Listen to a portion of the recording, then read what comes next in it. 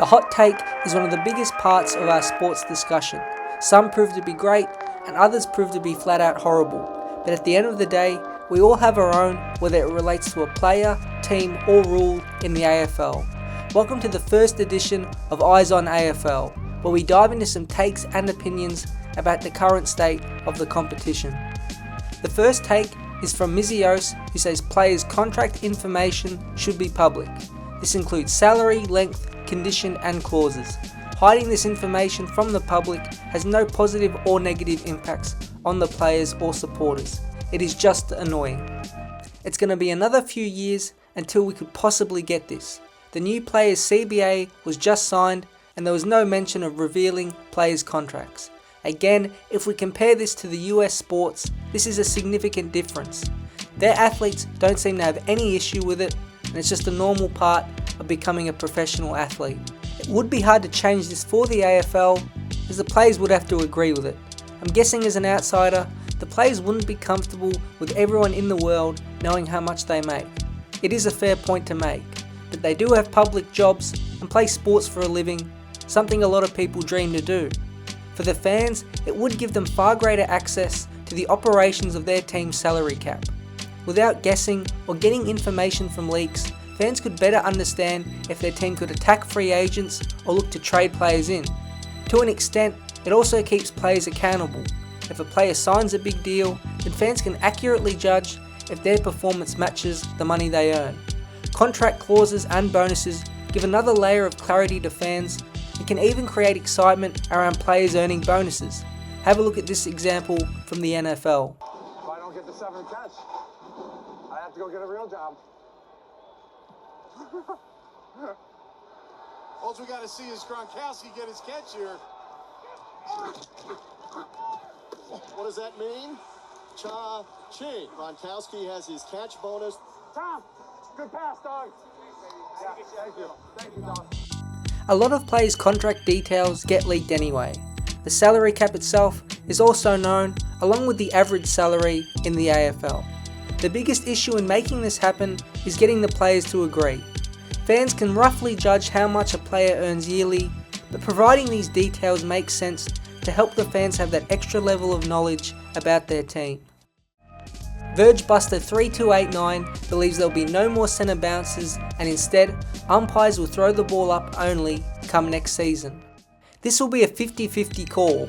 Andrew Dillon, the new AFL CEO, has described himself as a traditionalist, which doesn't help in changing this. It is annoying when a game builds anticipation or a side is gathering momentum and then all of a sudden a centre bounce goes wayward. The start of this year's grand final is the perfect example. We might be losing good umpires to it as well. Bouncing the ball is difficult and requires a lot of skill, so if an umpire struggles at this, they are less likely to be selected on game days. Ross Lyon had this view on AFL 360. Get rid of the bounce, Ross? Yeah, I would. You? We're calling too much, mate. It's an issue. But my reason is it costs you some good umpires. When you talk to the umpires, there's good umpires that don't get in because they can't bounce. So and it's hard enough to get umpires as it is. We already abolished the need to bounce the ball for stoppage ball-ups in 2013 and now only do it at the start of quarters and after goals. Besides the tradition, does it provide any other benefits?